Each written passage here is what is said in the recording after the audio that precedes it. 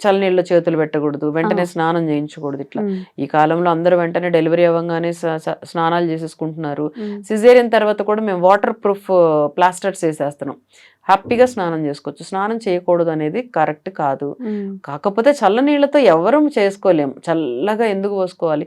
ల్యూక్వార్మ్, హ్మ్. మరీ వేడిగా కూడా అవసరం లేదు. ల్యూక్వార్మ్ వాటర్ తోటి స్నానం చేయండి. చల్లనీళ్ళలో పెట్టకూడదు అలాంటివి కూడా కొన్నున్నాయి. హ్మ్. కొన్ని. సో, అవన్నీ. డైట్ గురించి మనం ఇందాకల ఒకసారి మాట్లాడుకున్నాం ప్రోగ్రామ్‌లో. డైట్‌లో ఏమి తినాలి, ఏం తినకూడదు అనేది కూడా మాట్లాడుకున్నాం. సో, డైట్‌లో కూడా మీకు ఎటువంటి టెన్షన్స్ లేదు. ఇది హ్యాపీగా. కారము పుండు తొందరగా మానుతుందని కారంతో ఆ! తినిపిస్తారు గదా! సో, అది అది అది అసలు కానే కరెక్టేనా? కాదు. హ్మ్. కారం తింటే ఇంకా లేనిపోని గ్యాస్ట్రైటిస్ వస్తది. హ్మ్. పుండు పడిపోతది మొత్తం పేగులంతా. ఆ హ్మ్. కారంతో తినడం ఏంటో తెలీదు. హాయిగా అన్ని కూరలేసుకొని మంచిగా తినొచ్చు. హ్మ్. పెరుగేసుకొని హ్మ్. అన్నీ తినొచ్చు. దీంట్లో ఎటువంటి భయము లేదు తినడం.